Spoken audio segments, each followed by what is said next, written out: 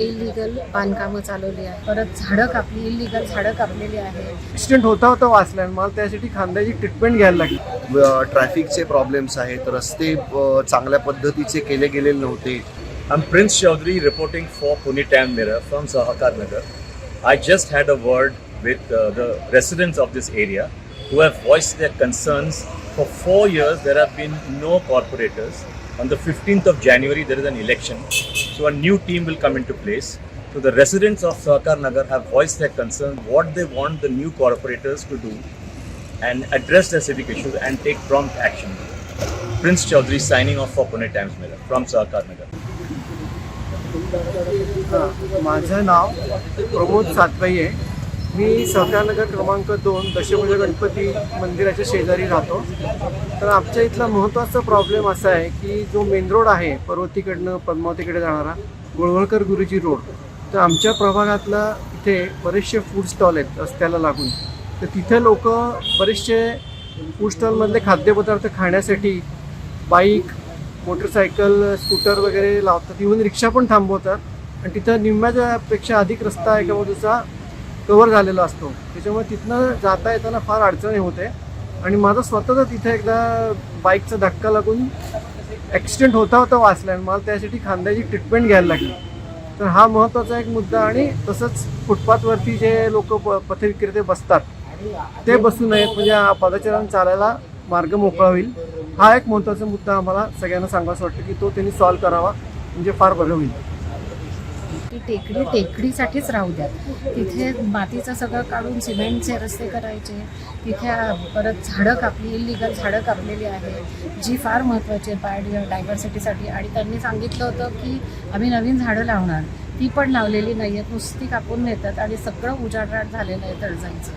तर ते व्हायला नको. नमस्कार, माझं नाव अमित देशपांडे. मी सहकारनगरचा रहिवासी आहे आणि आम्ही सहकारनगर नागरिक मंचच्या माध्यमातून आम्ही इथे बऱ्यापैकी कार्य करत असतो. गेले 4 वर्षापासून पुणे शहराला फक्त प्रशासकच आहेत आणि नगरसेवक नव्हते आत्तापर्यंत. त्याच्यामुळे काही डे टू डे लाईफमध्ये येणारे जे प्रॉब्लेम्स आहेत ते सर्व नागरिकांना पुण्यातल्या आणि इतरही महानगरपालिकेतल्या लोकांना बऱ्यापैकी फेस करायला लागत होते. खरं सांगायचं झालं तर आपल्याकडे प्रशासनाचं एक्झिस्टन्सच नव्हता अशी परिस्थिती निर्माण झाली होती. खूप वारेमाप पद्धतीने कुठे कुठे बांधकामं चालू आहेत, त्याच्यावर कोणाचा अंकुश आहे का नाही आहे का, ट्रॅफिकचे प्रॉब्लेम्स आहेत, रस्ते चांगल्या पद्धतीचे केले गेलेले नव्हते, ह्याच्यासाठी कोणाकडे फॉलोअप करायचा ह्याच्यासाठी नागरिकांकडे कुठल्याही प्रकारची उपलब्धताच नव्हती. आणि ह्या कारणामुळे खूप पुण्यामध्ये अनेक प्रश्न उपस्थित झालेले आहेत. आता आमची अशी आशा आहे की ह्याच्या पुढे जी काही निवडणूक होईल आणि ह्याच्यातनं जे नगरसेवक निवडून येतील ते ह्याच्या पुढील काळामध्ये पुणे शहराशी संबंधित जे काय असलेले प्रश्न आहेत ते सोडवण्यासाठी पुढाकार घेतील. आणि प्रशासनापेक्षाही नगरसेवक हा तिथल्या नागरिकांचं प्रतिनिधित्व करणारा मनुष्य असतो. सो त्यांनी प्रतिनिधित्व करणं आणि लोकांचे प्रश्न मांडणं आणि ते सोडवणं हे त्यांच्याकडनं अपेक्षित आहे. तर अशी आमची आशा आहे की यापुढे काळात येणारे जे काही नगरसेवक आहेत ते खरोखर आमचे प्रश्न सोडवतील आणि खरोखर आमचं प्रतिनिधित्व करतील.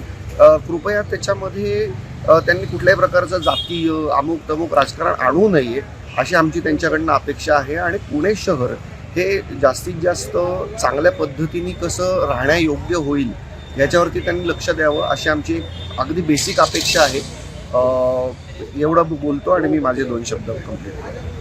माझा प्रॉब्लेम आपल्या इथे जे अतिक्रमण झालेलं आहे, तळजाईचं अतिक्रमण, जिथे इलिगल बांधकामं चालवली आहेत, म्हणजे गार्डन जे म्हणजे बायोडायव्हर्सिटीसाठी जे गार्डन बांधलेलं आहे तिथे सिमेंटचे रस्ते करणं किंवा तिथे इलिगल सगळी बांधकामं चालू करणं ते नको. की तरफ से मैं यही एक्सपेक्ट करता हूँ कि उन्होंने पब्लिक का पहले मानना चाहिए.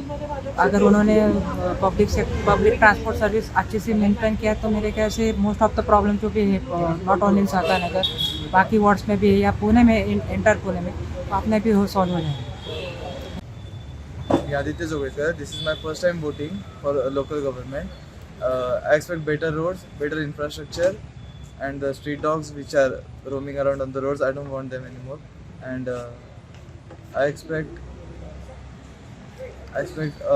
less traffic and better traffic management from the government.